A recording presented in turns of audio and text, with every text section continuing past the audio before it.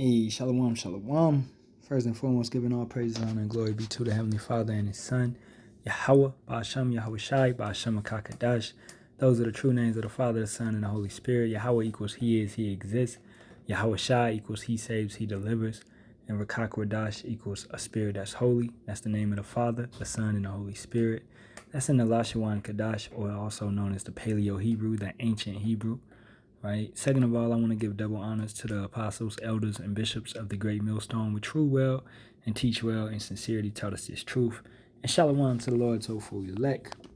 All right. As always, this lesson is brought to you in the spirit, power, and strength of Yahawah, Bahasham, Yahawashi, Bahasham, Akakadash. Okay, we're gonna jump straight into this one, man. All right. This is a good little channel. The brothers put me on at camp. All right, and I saw some brothers, doing videos on certain things that he said. I came across this one and feel like it was a good little hit. All right, so I'm gonna play some of it and we're gonna stop it at certain points and talk on it. All right, let's get it. So today I want to talk about something that I think is the most important question of this entire war. Not who is winning, not how many strikes have been launched, not what Trump said yesterday or what Iran threatened today. The most important question is this: can America actually stop this war? Can it negotiate a ceasefire? Can it withdraw? Can it find a way out? And the answer, when you look at it carefully, is deeply unsettling. All right. The answer, as we know, okay, is no. Okay? Because who orchestrated this war? If you look deep into it, and you'll find out the small hats, the banking families, they're doing it for certain purposes, to bring forth an energy crisis, to bring forth the death of the petrodollar and all of that. This war is going to cost America trillions, man, right? But looking deeper, knowing the truth, it's Yahawah Bahasham Yahawashi, okay, that has orchestrated this war. So this is Isaiah 46:9. Remember the former things of old, for I am Yahawah, and there is none else. I am power, and there is none like me, declaring the end from the beginning, and from ancient times the things that are not yet done, saying, my counsel shall stand, and I will do all my pleasure. Okay? So Yahawah is bringing forth the things that he said of old to come to pass. One thing we know already is that he will have what? He will have war with Amalek from generation to generation. This is Exodus 17:16. For he said, because Yahawah have sworn that Yahawah will have war with Amalek from generation to generation. Okay? Now, Amalek is who you know as the small hats, the tiny tops, the individuals in the land today calling themselves the Jews. Okay? Okay? That's what they're calling themselves. It's an identity crisis, identity theft. But they are not that. They are actually Amalekites, which their nation would be Edom, or the Edomites, which is also the so-called YT man, right? And not just talking about skin color, but your bloodline has to go back to Esau, right? So these individuals are the head tribe of the Edomites, and they're the most wicked by far. The Jews, right? They control all that goes on this planet, man. With the banking system, the governments, the currency, the entertainment, the music. You look at it and you find a small hatter that's at the top of it, that's sitting there. And that also includes wars. Now you have what is known as, right here, the phrase, all wars are banking wars, or bankers' wars, is a 2014 documentary by Michael Rivero, arguing that modern conflicts are driven by central banks seeking to force nations into debt, control resources, and abolish independent monetary systems. Proponents claim financiers profit from war debt financing both sides in post-war reconstruction, right? So if a system is owed to them, they bring a war in, they destroy that system, and they bring forth a new system. They bank and they make money off of both sides because they fund both sides of the war, right? So these things are orchestrated. Now, Yahawah has given them the power to do these type of things. As we understand, the earth is given into who? The hands of the wicked. This is Job 9:24. The earth is given into the hands of the wicked. He covereth the faces of the judges thereof. If not, where and who is he? So, it's like the earth is given into these individuals' hands for this moment, for this appointed time to bring destruction and wickedness and, their master plan, which is to nuke the world and go into their bunkers and hide out, right? Just did a lesson on that yesterday, okay? It could be a couple days ago or whatever, whenever this video airs, but the fact is they want to destroy everybody. According to the Georgia Guidestones, they want to have 500 million people upon this planet, and we can look that up. Everything that we're saying, right, can be backed up. All right, 1 second. These are the Georgia Guidestones, and if I could get I want to get what it says on there. Description. Right here. All right. The first law that they made. Maintain humanity under 500 million in perpetual balance with nature. Okay.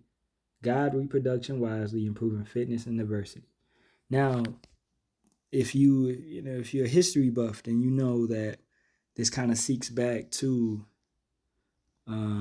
a small hat, another small hat, right, named Hitler. Okay, let's look it up. He had,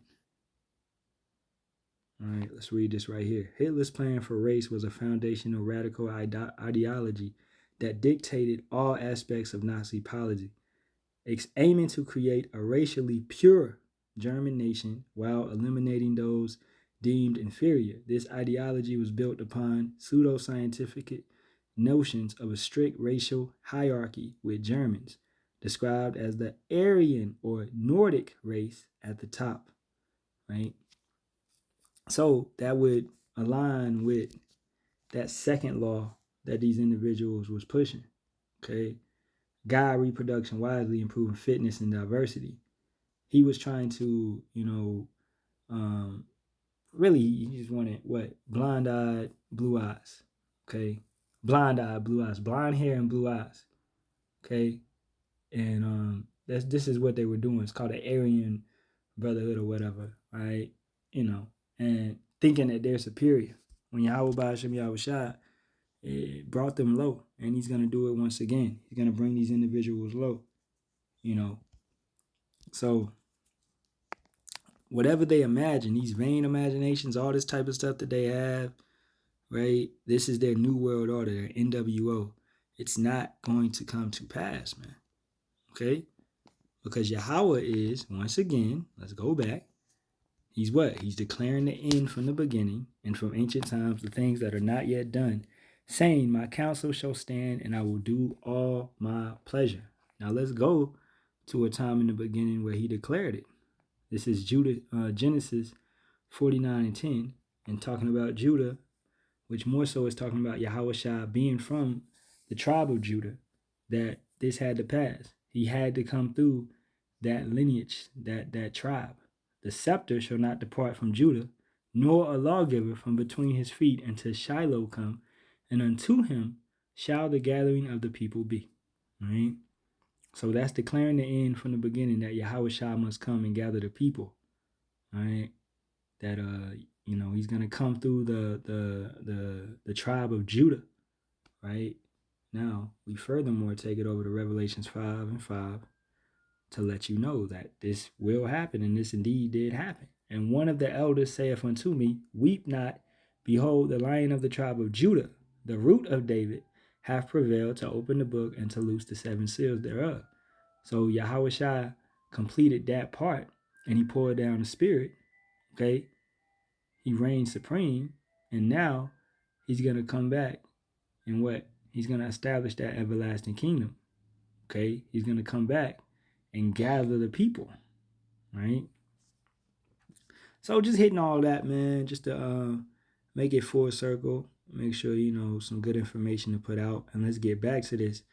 With all that being said, summarizing this, letting you know that, yes, America cannot end this war, This is all prophecy. This has to come to pass. Yahawah ordains for this to come to pass, yo. All right. All right. Let's keep it going. America is trapped. It is stuck. It cannot go forward and it cannot go back. And today I want to explain exactly why, step by step, in simple, easy to understand English. So let us begin. Part 1. This war has its own momentum. The first thing you need to understand about this war is that once a war like this starts, it develops its own momentum, its own logic. It stops being something that politicians and generals control, and it starts controlling them. Think about Ukraine. That war started in February 2022.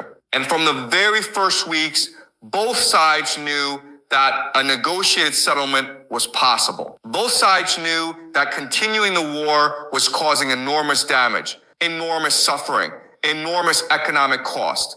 And yet, 4 years later, that war is still going, still grinding, still destroying lives and economies on both sides. Why? Because once a war starts, stopping it requires one side to accept something deeply painful, to accept loss, to accept humiliation, to accept terms that feel unbearable. And God, let's stop it right there.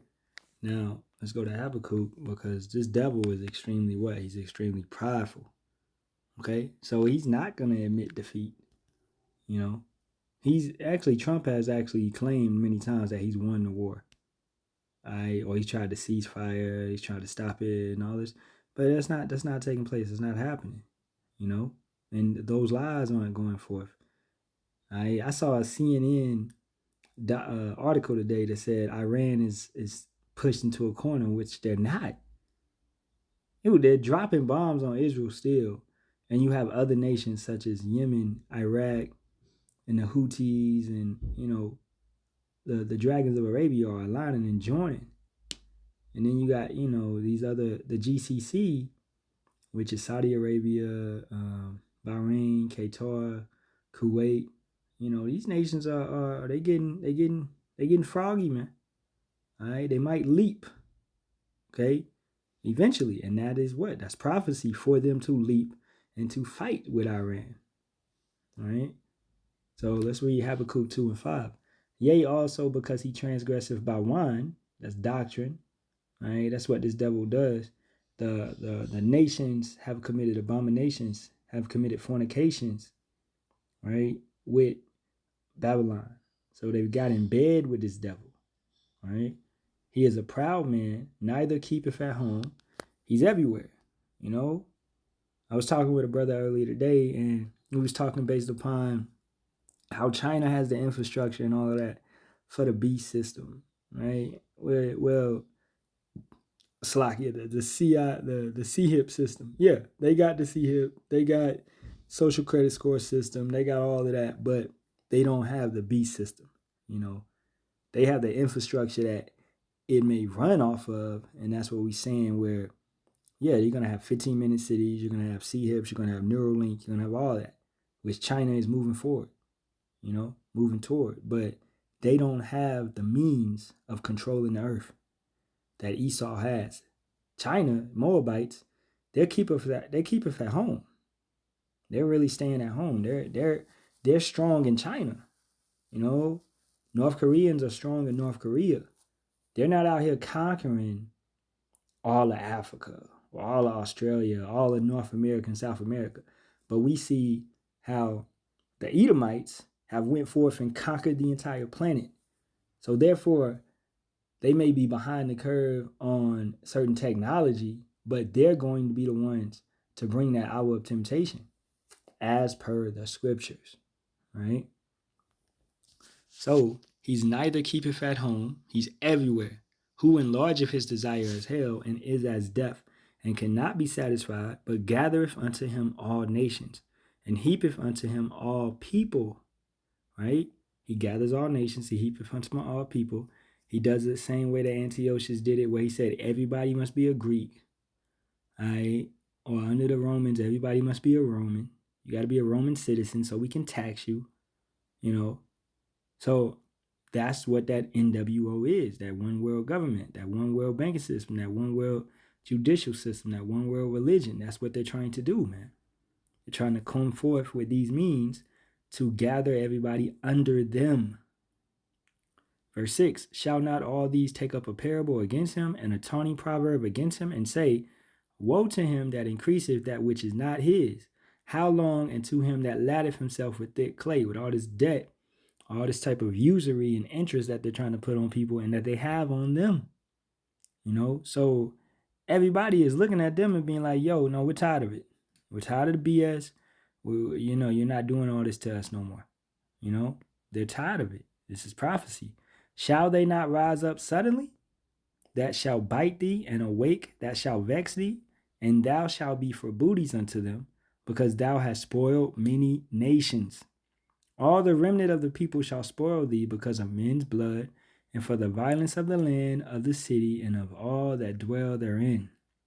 You look at how they go into Venezuela, took it over, how they're about to take over Cuba, how they're trying to take over Iran. They have plans to do these things. They rule over these nations. They get into these nations. These nations get in bed with them, and they push all their doctrines and their wine, right? He's a what? He's transgressive by wine. They push their doctrines in these nations. So the vibration of America has spread forth upon this earth, man. And it's extremely wicked, man. So he's extremely prideful. He has so much going on. He's not going to sit back and take defeat. Because what does that look like? In warfare, that looks weak. You're supposed to be the man, but you're taking a loss. All right? So what? Other fighters, other combatants, all right, they're going to be looking at you as, okay, we can take you out. You lost. He can be beat. He's not a god. All right? Esau thinks he's a god, man. Let's keep it going. That is something most governments, most leaders find almost impossible to do. This war in Iran is going to follow exactly the same pattern. Neither side will concede defeat, even when it is clearly in their best interest to stop. And this war could drag on for years and years. That is not a prediction.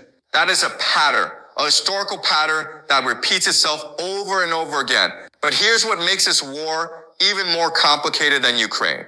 Even if America wanted to stop, even if America decided today that it wanted a ceasefire, it cannot. Not because Iran will not negotiate, but because the terms Iran would demand would be so devastating for America that accepting them would be worse than continuing the war. Let me explain this trap very carefully.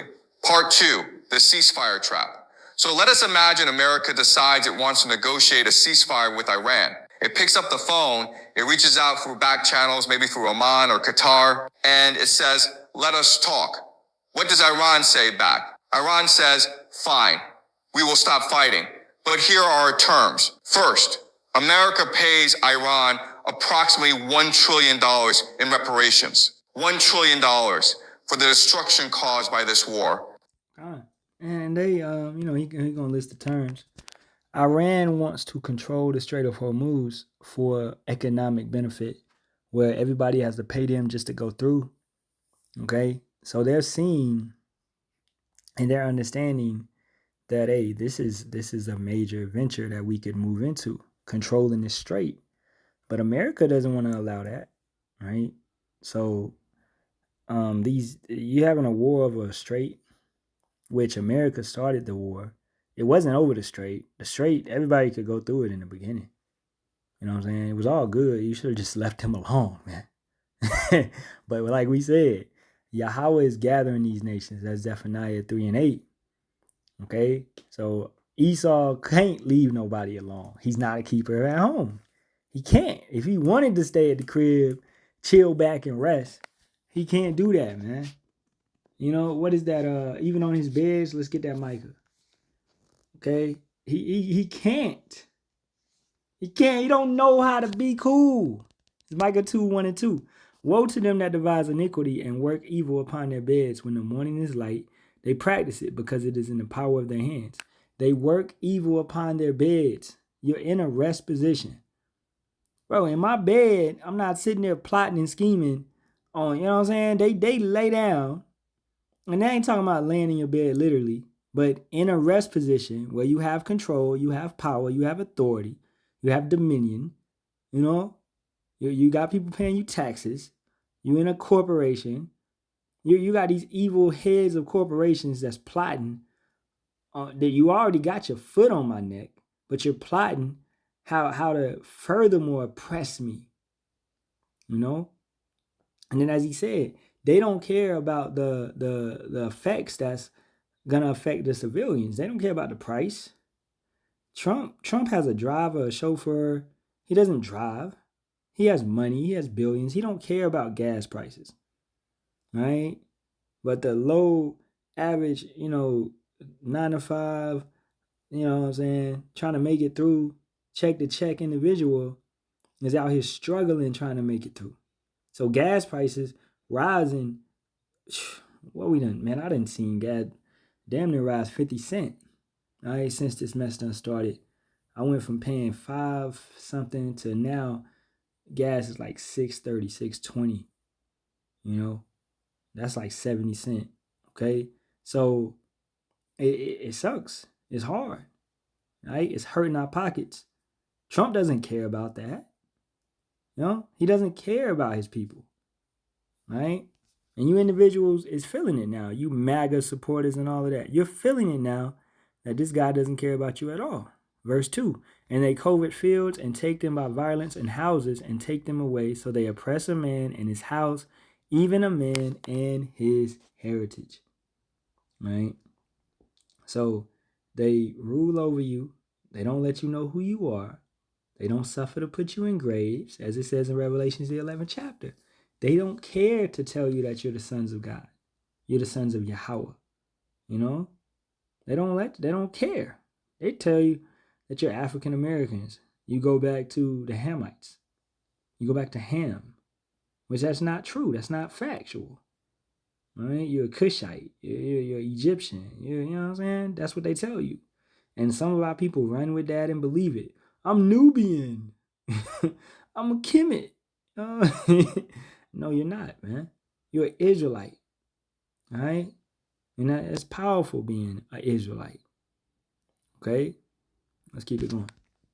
For the decades of sanctions, for the economic damage inflicted on the Iranian people. Second, and this is the critical one, America must leave the Middle East permanently, pack up its bases, withdraw its forces, remove its military presence from the entire region forever. Because Iran's position is very simple. The only way to guarantee Iran's long-term survival is to ensure that America can never come back and do this again. Now, on the surface, some people might say, well, maybe that is not so bad. Maybe America should leave the Middle East anyway.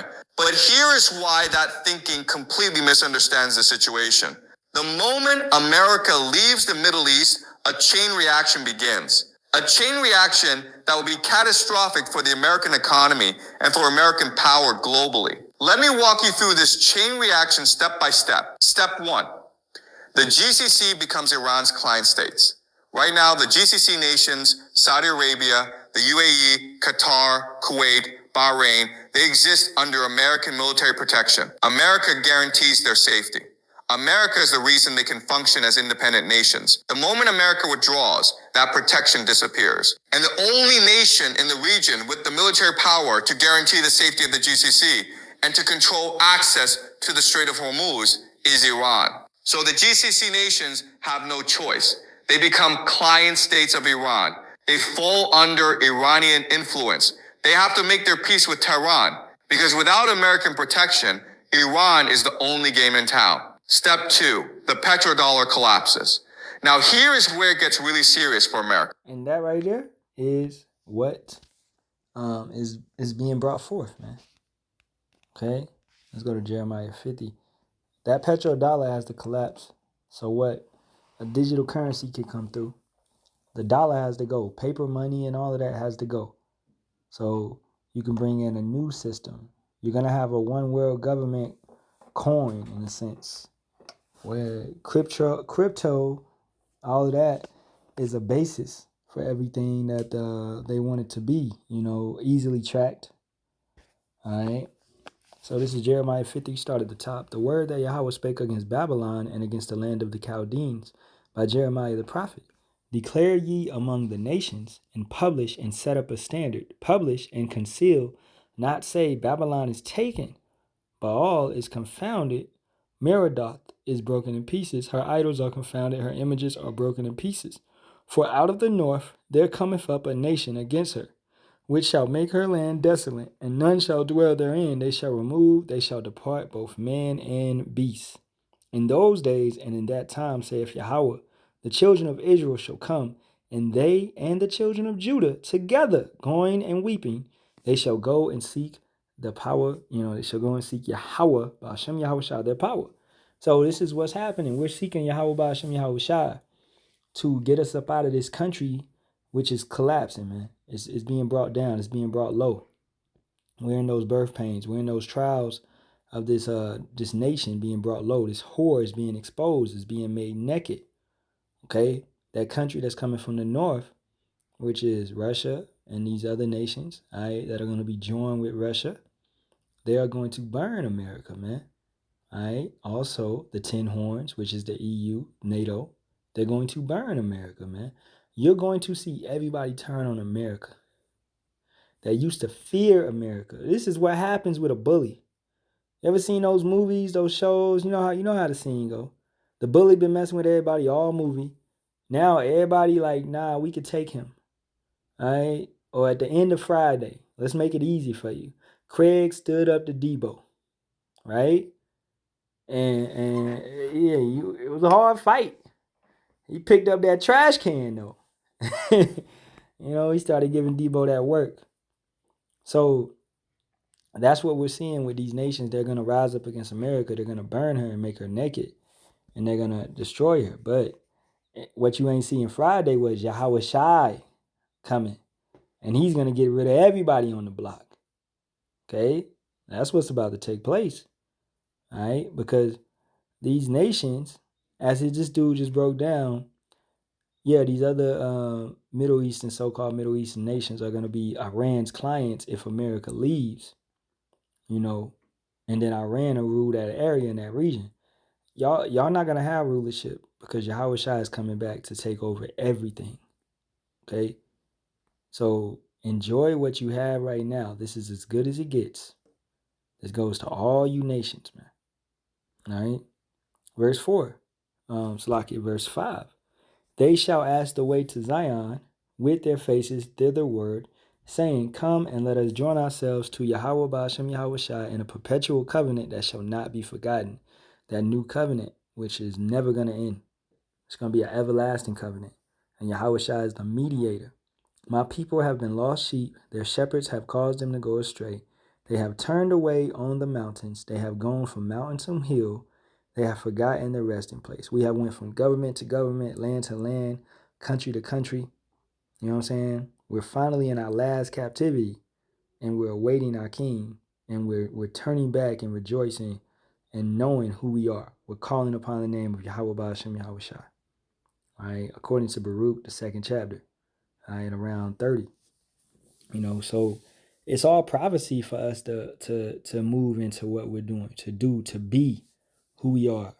It's all prophecy for these nations to rise up against one another and for this place to fall. Verse 8, remove out of the midst of Babylon and go forth out of the land of the Chaldeans and be as the he-goats before the flocks. For lo, I will raise and cause to come up against Babylon an assembly of great nations. Now, this is not talking about ancient Babylon because ancient Babylon fell to the Medes. That's why it's the Medo-Persians. It fell to Darius the Mede. And they came in a covert operation, stealthy in the middle of the night, and took them out.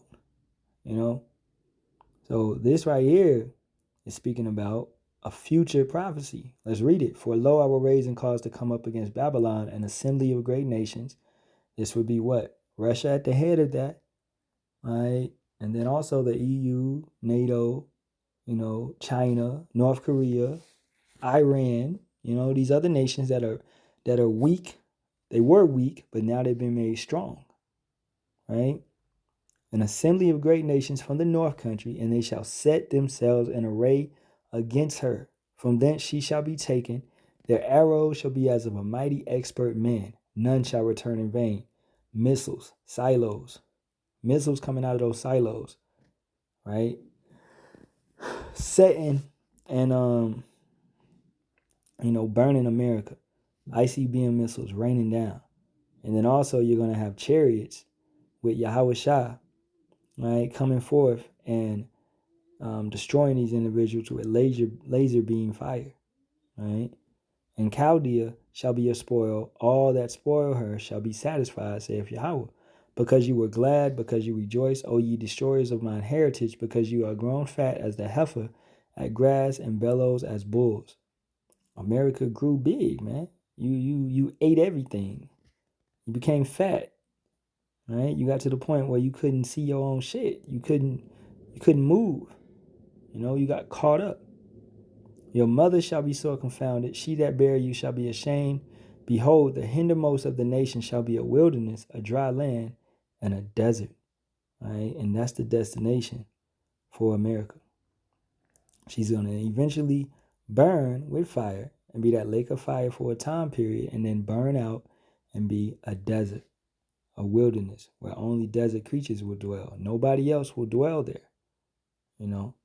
So let's keep it going. Let's get a little bit more in the video and we can wrap it up.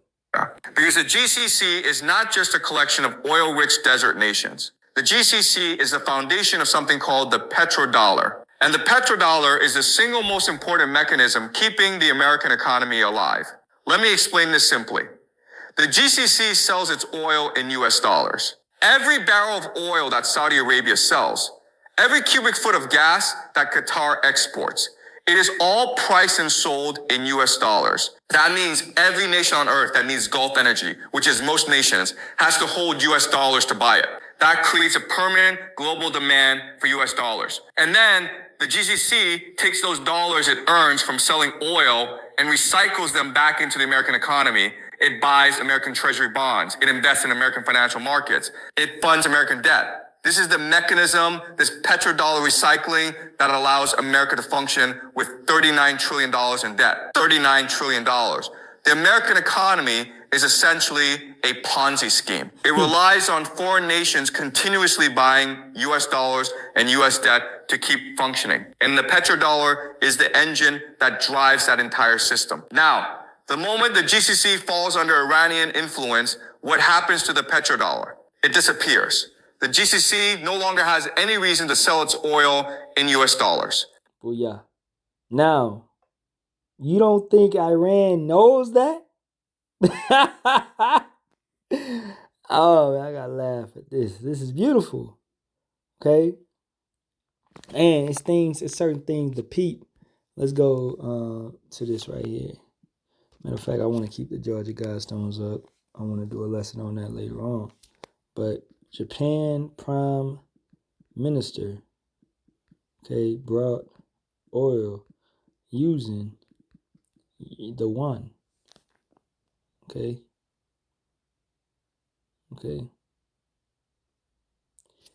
Let me see if this talking about it. Based on March 2026 reports, Japan's Prime Minister Sanae Takachi is navigating a severe energy crisis with Japan, which imports 90% of its oil from the Persian Gulf. Facing supply disruptions amid reports that Iran may demand a Chinese yuan for oil passage, and amidst high oil prices, Japan is focusing on releasing emergency reserves and seeking alternatives to secure energy supplies. Now, matter of fact, let me see if I can get the news. Because I saw an article where they did buy some oil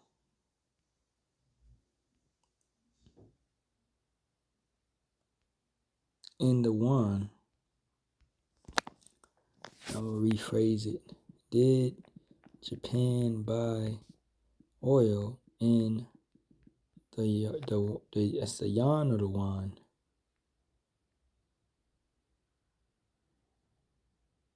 And now I don't want to come up. Oh, look, there you go. A simple AI overview. As of March 2026, reports indicate that Japan has agreed to use Chinese yuan to pay for oil imports from Iran, allowing its ships to pass through the Strait of Hormuz. So Iran is controlling and manipulating. They're trying to kill the petrodollar, right? Because Japan, we talked about this last week, And then it's the spirit because the elders talked about it at camp a little bit, right?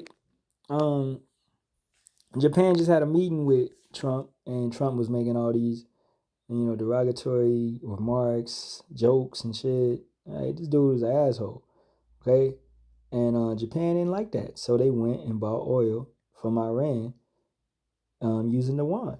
Furthermore, collapsing the petrodollar. Okay. All right. This move represents a shift in strategy, potentially reducing reliance on the U.S. dollar for at least certain oil transactions in the Middle East. You know what I'm saying? And that's major, man.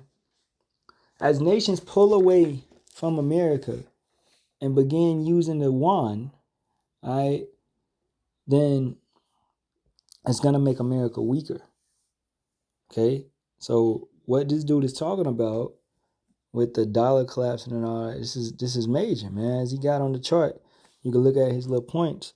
Ceasefire trap, yeah. Iran don't want no ceasefire. Okay, and then the demands, the terms of ceasefire, which America is on the losing side right now, so they have to adhere to the demands.